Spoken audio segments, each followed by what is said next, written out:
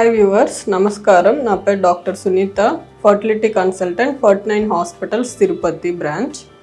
ఈరోజు మనం పీసీఓడి అంటే ఏంటి అనే దాని గురించి మాట్లాడుకుందాం. PCOD polycystic ovarian disease or polycystic ovarian syndrome అంటారు. ఈ పీసీఓడి అంటే ఏంటి అంటే మనకి న్యాచురల్గా లేడీస్లో మెచ్యూర్ అయిన తర్వాత నుంచి ఎవ్రీ మంత్ ఫస్ట్ పీరియడ్స్ అయిన ఫస్ట్ డే నుంచి 10 to 14th డే వరకు ఒక ఎగ్ అనేది సెలెక్ట్ అయ్యి ఆ ఎగ్ గ్రో అవుతుంది అనమాట. So around 20 mm or 18 to 20 mm వరకు వచ్చిన తర్వాత ఎగ్ అనేది రిలీజ్ అవుతుంది. అది ట్యూబ్ గుండా మనకి లోపలికి వెళ్ళినప్పుడు జనరల్గా స్పర్మ్స్ కలిస్తే కనుక అదే టైంలో యూట్రస్లో ఎంబ్రియో లాగా ఫామ్ అవుతుంది. ఇది న్యాచురల్ ప్రాసెస్.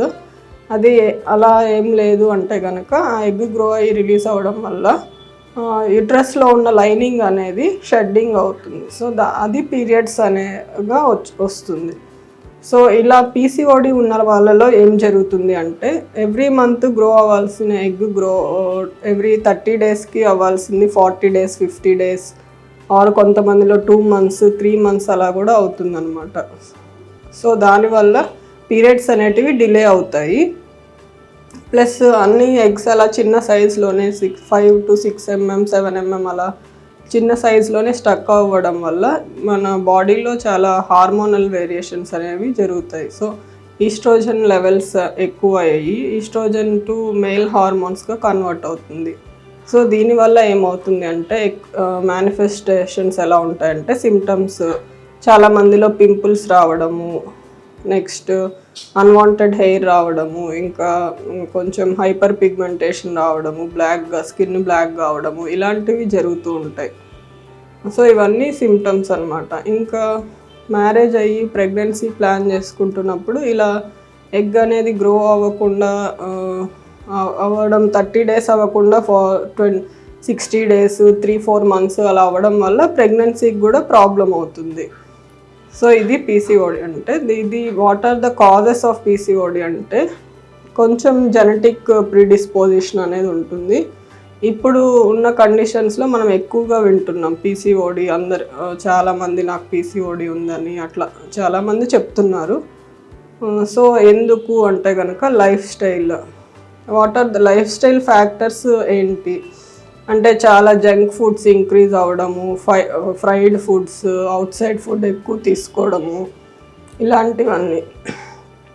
డైట్ ఒక రీజన్. నెక్స్ట్ లైఫ్ స్టైల్ అంటే మనకి సెడెంటరీ లైఫ్ స్టైల్ ఎక్కువ, అసలు ఫిజికల్ యాక్టివిటీ అనేది చాలా తగ్గిపోతుంది. చిన్న పిల్లల నుంచి చూసుకుంటున్నా ఎక్కువ మొబైల్ అడిక్షన్ అవ్వడము, చిన్నపిల్లలకి ఎక్కువ వాళ్ళకి ఏమి వర్క్ చేయకుండా, ప్లస్ ఏం గేమ్స్ అలా అవుట్ సైడ్ గేమ్స్ అనేవి చాలా తగ్గిపోతున్నాయి.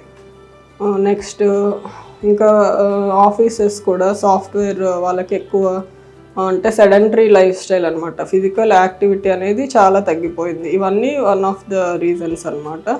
దీనివల్ల మనకి ఫ్యాట్ డిపాజిషన్ కూడా ఎక్కువ అయ్యి ఓవర్ వెయిట్ అవ్వడము, ఇలాంటి రిస్క్స్ కూడా ఉన్నాయి.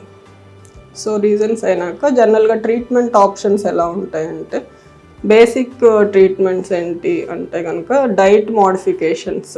ఇప్పుడు ట్రీట్మెంట్లోకి వచ్చేసరికి 2 types ఆఫ్ సిమ్టమ్స్ ఉన్నాయి కదా. ఒకటి మెన్స్ట్రల్ ఇర్రెగ్యులారిటీస్, నెక్స్ట్ వచ్చి ఫర్టిలిటీ ట్రీట్మెంట్స్. మెన్స్ట్రల్ ఇర్రెగ్యులారిటీస్ అంటే మనకి ఇంకా టీనేజ్ నుంచి చాలామందికి స్టార్ట్ అవుతుంది. 2-3 monthsకి ఒకసారి పీరియడ్స్ రావడం, లేకపోతే అసలు ట్యాబ్లెట్స్ వేసుకుంటేనే పీరియడ్స్ రావడం, ఇలాంటి సిమ్టమ్స్ అనేటివి చూస్తుంటాం. వాళ్ళలో ఏంటి first unnecessary hormonal tablets avoid చేయడానికి ఇనిషియల్గా ఒక 2-3 months లైఫ్ స్టైల్ మోడిఫికేషన్స్ అనేవి సజెస్ట్ చేస్తాం. లైక్ జంక్ ఫుడ్స్ కంప్లీట్గా అవాయిడ్ చేయడం, డైట్లో న్యాచురల్ ఫ్రూట్స్ వెజిటేబుల్స్ ఎక్కువ ఉండేటట్టు చూసుకోవడం. నెక్స్ట్ కార్బోహైడ్రేట్స్ కూడా కాంప్లెక్స్ కార్బోహైడ్రేట్స్ అంటే ఎక్కువ హోల్ వీట్ ఫుడ్స్, అలాంటివి రిఫైన్డ్ కార్బోహైడ్రేట్స్ తగ్గించుకోవడము, ఇలాంటివి డైట్లో అడ్వైస్ చేస్తాం. ప్లస్ ఎవ్రీడే ఫిజికల్ యాక్టివిటీ అనేది మస్ట్ అనమాట. ఈ రకంగా పీసీఓడి అనేది చాలా కంట్రోలబుల్ ప్రాబ్లం. కాకపోతే కొన్ని లాంగ్ టర్మ్ ఎఫెక్ట్స్ ఉంటాయి. ఇట్లా పీసీఓడి హార్మోనల్ వేరియేషన్స్ వల్ల ఇన్సులిన్ రెసిస్టెన్స్ అనేది ఒకటి వస్తుంది. So they more prone to diabetes in the future అనమాట. ఇంకొకటి ఎక్కువ ఎక్సెసివ్ ఈస్ట్రోజన్ ఎక్కువ డేస్ ఉండడం వల్ల ఒకటి ఎండోమెట్రియల్ లైనింగ్ ఎక్కువ థిక్గా పెరుగుతుంది. సో ఫ్యూచర్లో ఎండోమెట్రియల్ హైపర్ప్లేషియా, ఎండోమెట్రియల్ క్యాన్సర్ అనేటివి కొన్ని లాంగ్ టర్మ్ రిస్క్స్ ఉంటాయి. కాకపోతే ఫర్టిలిటీ వరకు చాలా మేనేజబుల్ ఆప్షన్. కాకపోతే take action in time. Okay, that is the most important. And మీ చేతుల్లో ఉన్నవి ఎప్పుడు మీరు చేసుకోవాలి. దాని తర్వాతే మెడికల్ ట్రీట్మెంట్కి హెల్ప్ అనేది యూస్ చేసుకోవాలన్నమాట. అంటే diet and life style modifications కరెక్ట్గా ఫాలో అవ్వాలి. So hope this information is helpful for you. Thank you.